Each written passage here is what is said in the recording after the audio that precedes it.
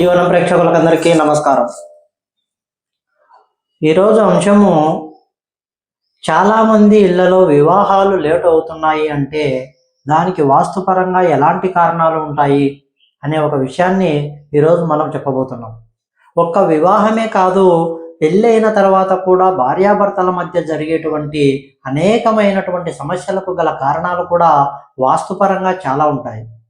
అంటే వారి మధ్య తగాదాలు పెరగడానికి లేదా వారి మధ్య విడాకుల వరకు ఈ సమస్యను తీసుకువెళ్ళడానికి చాలా వరకు కూడా వాస్తుపరంగా చాలా అంశాలు ఉంటాయి.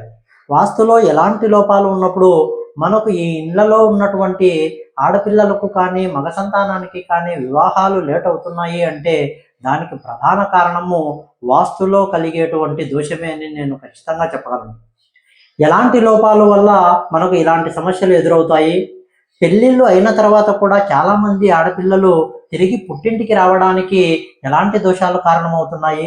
లేదా మీ ఇంటి లోపల ఉన్నటువంటి కోడలు ఎవరైతే ఉన్నారో పెళ్ళైన తర్వాత వారి మధ్య సఖ్యత సరిగ్గా లేక వారు తిరిగి పుట్టింటికి వెళ్ళిపోవడానికి, లేదా టోటల్ ఏ విధంగా మనం చూసుకున్నా సరే భార్యాభర్తల మధ్య సఖ్యత కోల్పోవడానికి లేదా వారి మధ్య తరచూ సంఘర్షణలకు గురి కావడానికి వాస్తులో ఎలాంటి దోషాలు కారణమవుతాయి, వాస్తుపరమైనటువంటి ఎలాంటి సమస్యలు మనకు ఎదురవుతాయి అనే విషయాన్ని తెలుసుకోవడమే ఈరోజు వీడియో యొక్క ముఖ్య ఉద్దేశం.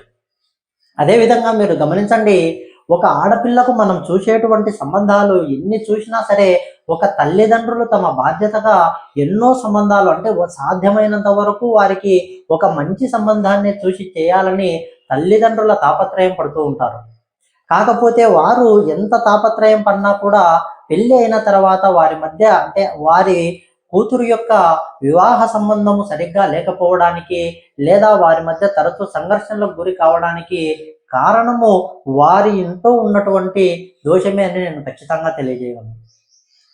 ఒక మగ సంతానానికైనా సరే మనం ఎన్నో విధాలుగా ఎన్నో రకాలుగా విచారించుకున్న తర్వాత ఒక సంబంధం చేయడం జరుగుతుంది. అలా చేసిన తర్వాత మనం అన్నీ కరెక్ట్గా పర్ఫెక్ట్గా చేసిన తర్వాత కూడా వారి మధ్య సమస్యలు రావడానికి గల కారణము వారి ఇంట్లో అంటే వారు ఉన్నటువంటి పుట్టింటి లోపల ఉన్నటువంటి ఈ ఖచ్చితమైనటువంటి వాస్తు దోషాలని నేను ఖచ్చితంగా తెలియజేయగలను. ఎంత అంటే ఇవి ఎంతో పంచాయతీల వరకు కోర్టుల వరకు తీసుకువెళ్ళడానికి వారి మధ్య ఎట్టి పరిస్థితుల్లో సఖ్యత కుదరకపోవడానికి కూడా ఈ వాస్తు దోషాలు అనేవి ఖచ్చితంగా దోహదం చేస్తాయి. కాబట్టి అలాంటి దోషాలు ఒక ఇంట్లో ఏ విధంగా ఏర్పడతాయి, మనం వాటిని ఏ విధంగా నివారణ చేసుకోవాలి, వాటి వల్ల మనకు ఎలాంటి ఫలితాలు కలుగుతాయని మీకు పూర్తి క్లియర్గా అర్థమయ్యేటట్టు నేను చెప్పే ప్రయత్నం చేస్తాను. కాబట్టి ఇలాంటి సమస్యలు ఎవరైనా సరే పెళ్ళైనా వారి మధ్య సఖ్యత లేకపోయినా సరే, పెళ్ళిళ్ళు కావడానికి లేట్ అవుతున్నా సరే, మగ సంతానానికైనా సరే ఆడ సంతానానికైనా సరే పెళ్ళిళ్ళు లేట్ అవుతున్నాయి అంటే, పెళ్ళిళ్ళు అయిన తర్వాత తరచూ గొడవలు జరుగుతున్నాయి అంటే, వారి మధ్య కోర్టు కేసులో తగాదాలు ఇప్పటికీ కూడా తీరకుండా జరుగుతున్నాయి అంటే ఎలాంటి దోషాలు కారణమవుతున్నాయి, లేదా తల్లిదండ్రుల మాటలు వినకుండా పెళ్ళిళ్ళు చేసుకునేటువంటి పిల్లలు ఏ విధంగా తయారవుతారు, అలాంటి వారు ఆ కుటుంబానికి ఏ విధంగా నష్టాన్ని చేకూరుస్తారు అనే విషయాన్ని కూడా మీకు క్లారిటీగా చెప్పే ప్రయత్నం చేస్తాను. ఈ వీడియోలో లాస్ట్ వరకు చూడండి, మీకు చాలా వివరంగా అర్థమవుతుంది. కాబట్టి ఈ వీడియో మీకు నచ్చితే ఖచ్చితంగా నా ఛానల్ సబ్స్క్రైబ్ చేయండి, మరియు లైక్ చేయండి, షేర్ చేసి గంట బెల్ ఐకాన్ నొక్కుతారని భావిస్తున్నాను. ఇప్పుడు వీడియోలోకి వెళ్దాం. చూడండి, ఒక గృహాన్ని మనం తీసుకున్నట్లయితే ఈ గృహంలో 4 భాగాలు తీసుకోండి. ఏ ఇల్లు అయినా సరే, ఎన్ని గదుల ఇల్లు అయినా సరే మీరు చాలా జాగ్రత్తగా గమనించవలసినది 4 విదిక్కులను మీరు చాలా జాగ్రత్తగా గమనించాలి. అందులో 1 వాయువ్యము, 2 ఈశాన్యము, 3 ఆగ్నేయము, 4 నైరుతి. ఈ విధంగా 4 విదిక్కులలో జరిగేటువంటి దోషాలు మనకు ఇలాంటి సమస్యలన్నింటికీ కూడా కారణమవుతాయి. చూడండి, చాలా వివరంగా నేను తెలియజేస్తాను, పిన్ టు పిన్ మీరు గుర్తుపెట్టుకోండి. మనకి ఇది నార్త్ అంటే 0 డిగ్రీ ఉన్నప్పుడు లేదా ఈస్ట్ 90 డిగ్రీ ఉన్నప్పుడు దీనిని మనం శుద్ధ ప్రాచిగా తీసుకుంటాం. ఇలాంటి ఇళ్లను నేను చెప్పేటువంటి విషయాలు కూడా శుద్ధ ప్రాచిలో ఉన్నటువంటి విషయాలే చెబుతున్నాను. ఒకవేళ మీ ఇల్లు డిగ్రీలు తిరిగిన తర్వాత కంపాస్కు మీ ఇల్లు అనుగుణంగా లేకపోతే మీ ఇల్లు ఒక 20 లేదా 30 డిగ్రీలు ఆగ్నేయ ప్రాచిలో అంటే మీ తూర్పు ఇక్కడికి వచ్చినా లేదా మీ తూర్పు ఇక్కడికి వచ్చినా మనం చెప్పేటువంటి విధానాలు కూడా మారిపోతూ ఉంటాయి. దీనిని ముఖ్యంగా మీరు గమనించాలి.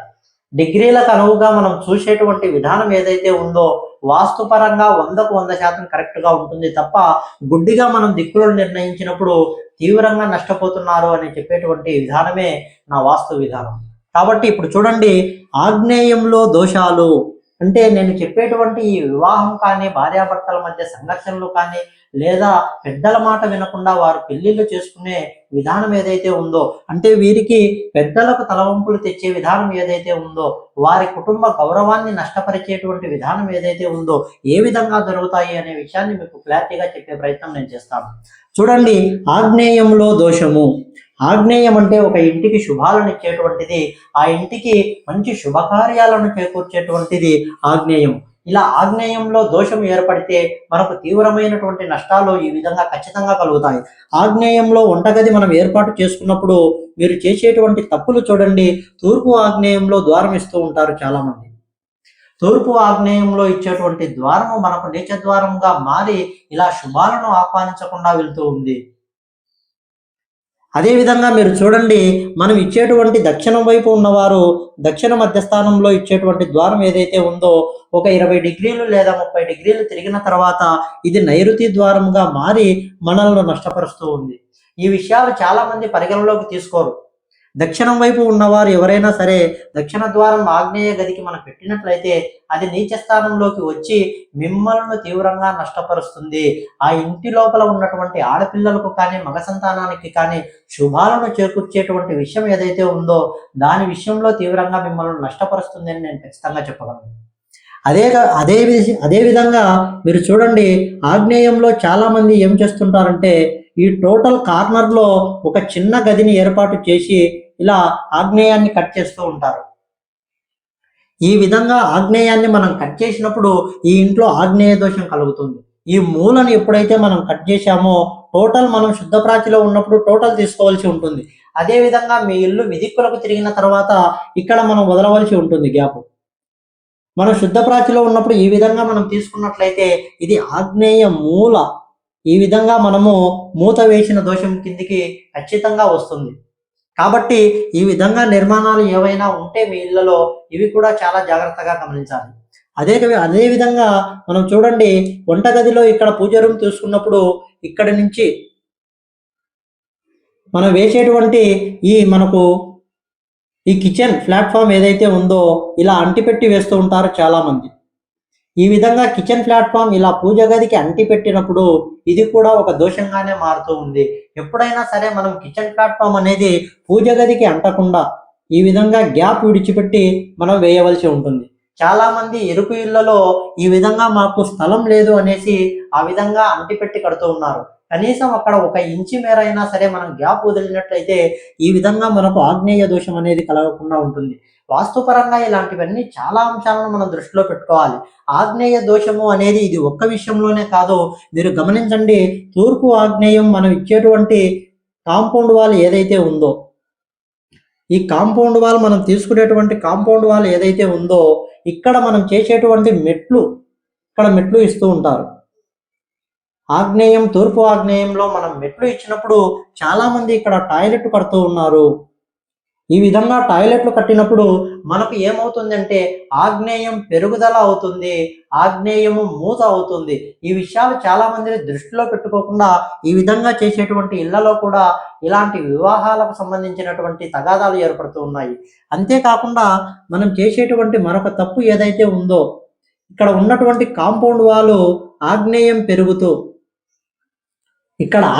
పెరుగుతూ మనము తూర్పు ఆగ్నేయాన్ని పెంచినట్లయితే ఇది నీచస్థానపు పెరుగుదలగా మారి మిమ్మల్ని నష్టపరుస్తుంది.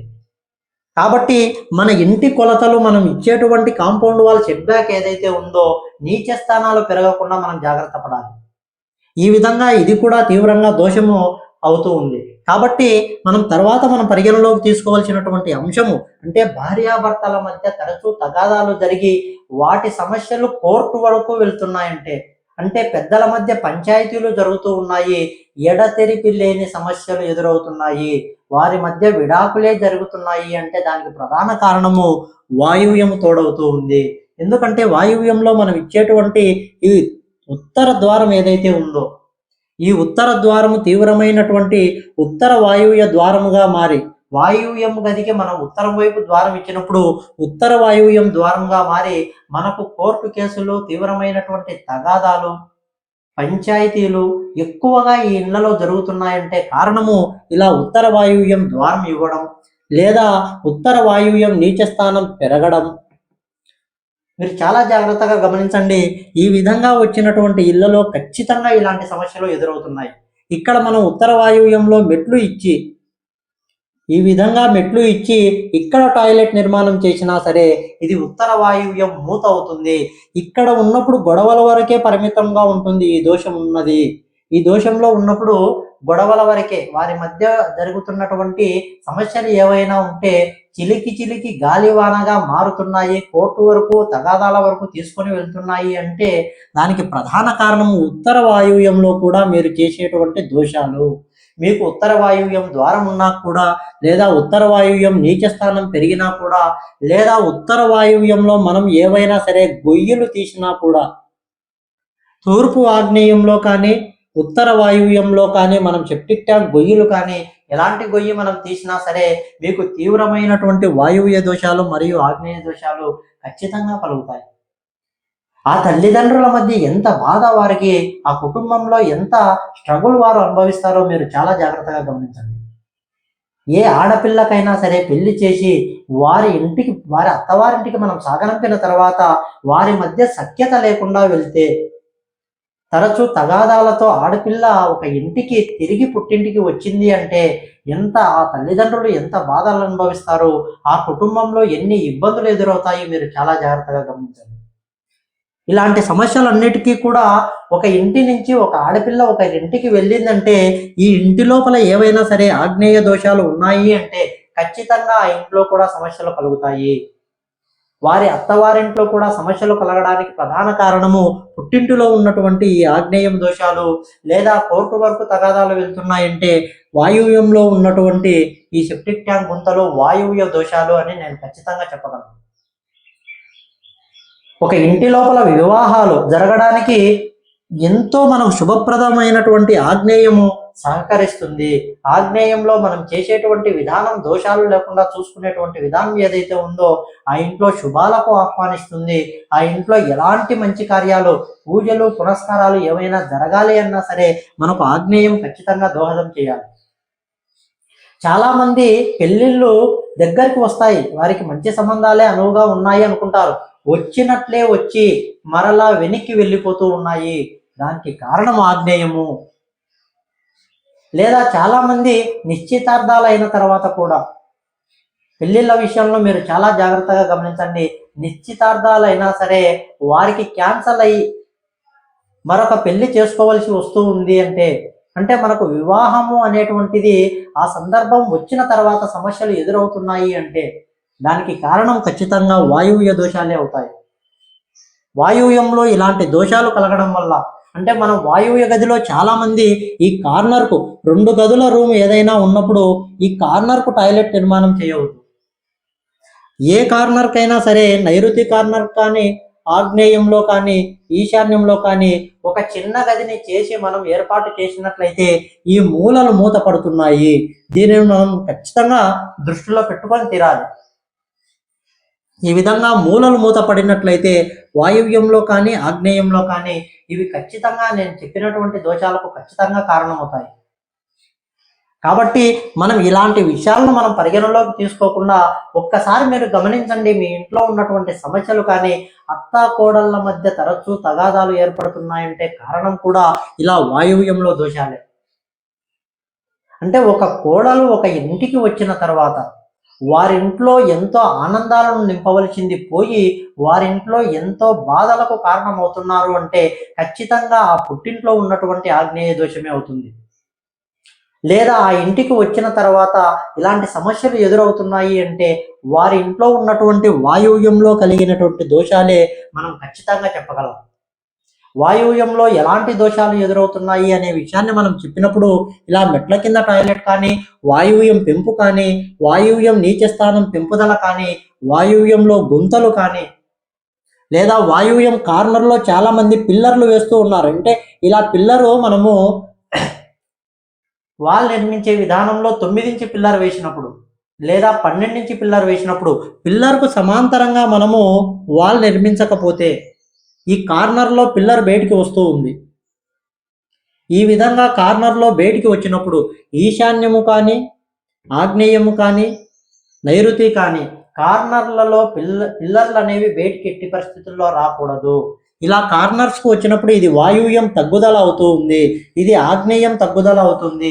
అంటే వారు వేసేటువంటిది 9 ఇంచి పిల్లర్ వేస్తారు, కట్టేటువంటి వాల్ ఏదైతే ఉందో అది 4 ఇంచి తీసుకొని తీవ్రమైన నష్టానికి గురి అవుతారు.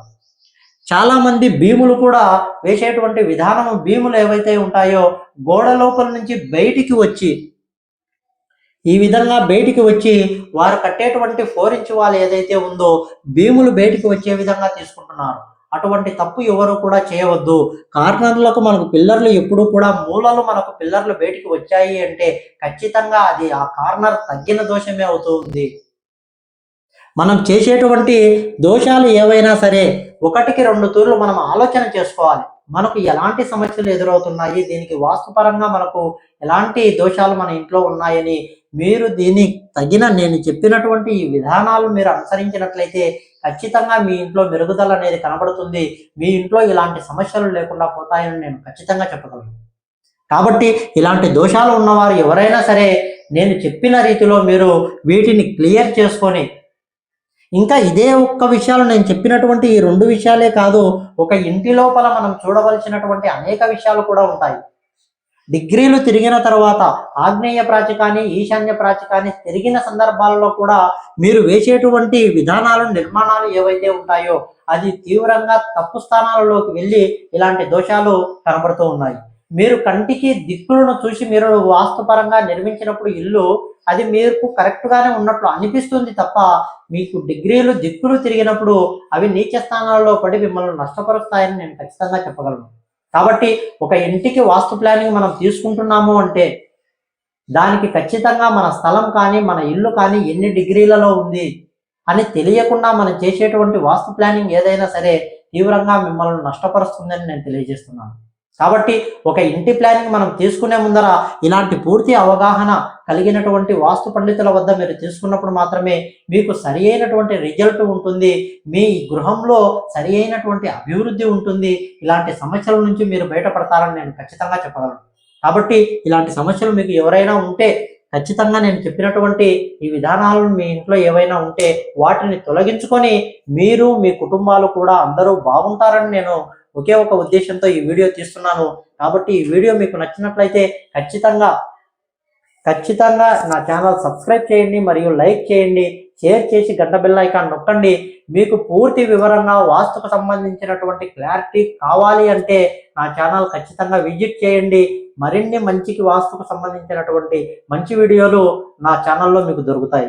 ఇంత వివరంగా ఇంత క్లారిటీగా మీకు ఎవరు కూడా చెప్పి ఉండరు. మీరు చాలా జాగ్రత్తగా గమనించండి. అందరూ అరాకొరగా చెప్పేటువంటి వాస్తు పండితులు అంటే వాస్తు వీడియోలో మీకు ఎక్కువగా యూట్యూబ్లో దొరుకుతాయి తప్ప నేను చెప్పేటువంటి క్లారిటీ అనేది మీకు ఎవరు కూడా ఇచ్చి ఉండరు. కాబట్టి ఈ వీడియోలో మీకు చాలా బాగా అర్థమైందని నేను భావిస్తూ ఉన్నాను. నా పేరు స్వామి వెంకటేష్, వాస్తు జీవనం. నమస్కారం.